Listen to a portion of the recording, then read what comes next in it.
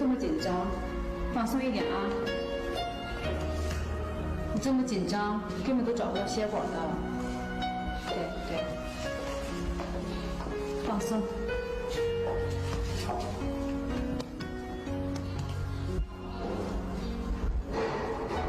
중국의 전통적인 사용 방식은 생각보다 매우 다양하고 잔혹했습니다.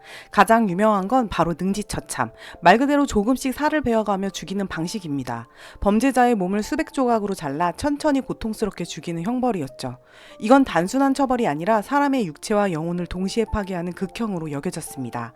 그 외에도 참수형, 교수형, 교살형, 불에 태우는 화형, 익사형 등 지역과 시대에 따라 다양한 방식으로 존재했습니다. 그렇다면 지금의 중국 사형 방식은 어떨까요? 중국은 20세기 후반부터 사형 방식을 점차 현대화했습니다. 지금 사용되는 주요 사형 방식은 두 가지입니다. 첫 번째는 총살형. 범죄자를 외진 곳으로 데려가 머리나 심장을 향해 총을 쏘는 방식이죠. 중국에서는 이 방식이 1990년대까지 가장 일반적인 사형 집행 방법이었습니다. 특히 마약사범이나 살인범에게 주로 사용됐습니다. 그리고 두 번째는 치사약 주사. 일명 사형주사라고 불리는 이 방식은 마치 의료행위처럼 보일 수 있습니다. 신경계를 마비시키는 약물을 정맥에 주사해 조용히 생명을 끊는 방식인데요. 2000년대 이후 중국은 총살보다 주사 방식의 사용을 점점 확대하고 있습니다. 인권 문제를 의식한 조치라고 볼 수 있습니다. 오늘의 이야기는 중국 사법 역사상 주사로 사형을 선고받은 최초의 젊은 여성 장쉔이에 관한 이야기입니다. 시드니에서 유학하는 동안 그녀는 사치 소비를 유지하기 위해 위험한 함정에 빠졌습니다. 범죄 조직은 그녀의 부모를 내세워 그녀를 협박했고 결국 그녀는 완전히 나락으로 떨어졌습니다. 19세의 나이에 사형을 선고받고 마약 사건의 얼굴이 되어버린 한 중국 여대생. 언론은 그녀를 로즈걸, 고운 얼굴 마약사범이라고 불렀습니다. 장신이는 2003년생으로 중국 후베이성 출신입니다. 뛰어난 외모에 성적도 좋았던 평범한 여고생이었습니다. 학창시절엔 꽃무늬 원피스를 즐겨 입고 셀카를 SNS에 올리며 행복해지고 싶어요 라는 짧은 문구를 남기곤 했습니다. 그녀의 삶은 겉보기엔 순탄해 보였습니다. 하지만 부모의 이혼, 불안한 생계, 그리고 무엇보다도 가지지 못한 것에 대한 갈망이 조용히 그녀의 마음속을 갉아먹고 있었습니다. 어느 날 그녀는 SNS에서 한 광고를 봅니다. 고소득 여성 우대, 리스크 없음, 일당 1,000위안. 그녀는 간단한 알바 정도로만 생각했지만 현장에서 들은 일은 달랐습니다. 그냥 봉투를 전달만 하면 돼. 너처럼 예쁘면 경찰도 의심 안 해. 그렇게 장신이는 인간 마약 운반 기계가 됩니다. 처음 한 번 일하고 받은 돈은 5,000위안, 그 다음엔 1만 위안, 세 번째는 그토록 원하던 한정판 가방을 손에 쥐게 됩니다. 그 순간부터 그녀는 멈출 수 없었습니다. 그녀는 직접 마약을 몸에 숨기기도 했고 신입 운반책을 모집하는 중간 관리자 역할까지 수행했습니다. 그리고 결국 그녀의 몸 안에서 무려 3kg의 헤로인이 발견됩니다. 이는 중국 사형 기준의 10배에 해당되는 양이었습니다. 2021년 5월 장신이는 광둥성 마약수사대에 의해 체포됩니다. 압수된 마약은 필로폰, 케타민, 엑스터시까지의 종류도 다양했고 그녀가 관리하던 하위 운반책만 6명 이상이었습니다. 재판에서 그녀는 눈물을 흘리며 전 그냥 돈이 필요했어요. 후회합니다. 라고 진술했지만 검찰은 단호했습니다.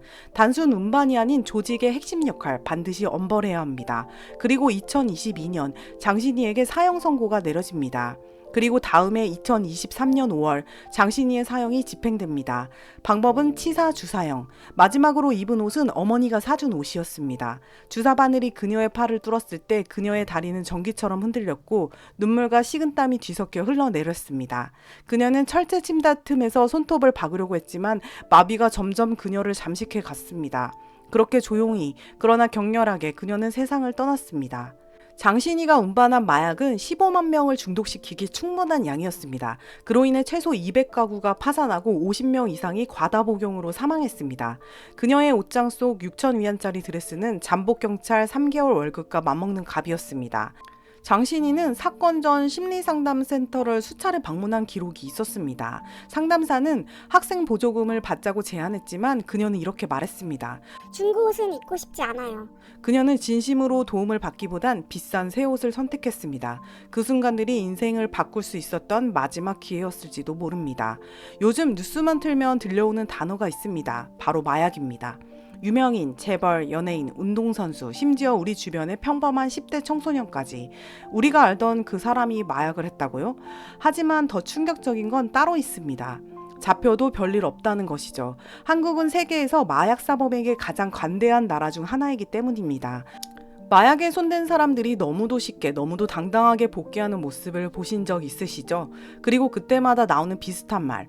생계형이었어요. 우울증 때문이었어요.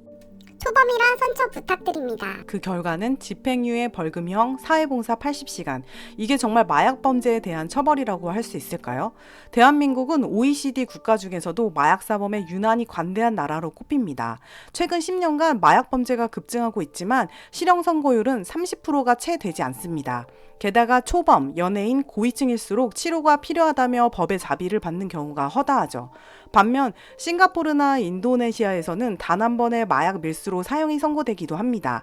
중국 역시 마약 사범은 사회 해악으로 간주되어 실형은 기본이고 사형까지 선고되는 경우도 드물지 않습니다. 그런데 우리는 반성문 몇 장, 연예계 자숙 6개월이면 금방 방송에 복귀합니다. 10대 마약 사범이 늘고 SNS 마약 거래는 음지에서 양지로 나오고 있습니다. 심지어 초등학생이 마약에 노출되고 유흥가 클럽, 심지어 학원가까지 마약에 퍼지고 있습니다. 이제는 남의 이야기가 아닙니다. 바로 내 주변에서도 일어날 수 있는 범죄가 되었습니다. 하지만 처벌은 여전히 약하고 법원은 여전히 재범 가능성이 낮다. 사회적 지탄을 받았다며 선처합니다. 그렇게 마약은 점점 더 조용히 그리고 깊숙하게 우리 사회에 침투하고 있습니다. 마약은 이제 반복되는 사회 병폐가 되었습니다. 대한민국이 더 이상 마약 청정국이 아님을 받아들이고 처벌 수위, 법률 적용, 재범 관리까지 모든 걸 바꿔야 할 때입니다. 관용이라는 이름으로 마약을 용서하다가는 우리 사회가 치명적인 대가를 치르게 될 것입니다. 지금 이 순간에도 어딘가에서 새로운 마약 피해자가 만들어지고 있습니다. 이제는 단호해져야 할 시간입니다. 오늘의 요약. 중국에게도 배울 점은 있었다. 끝.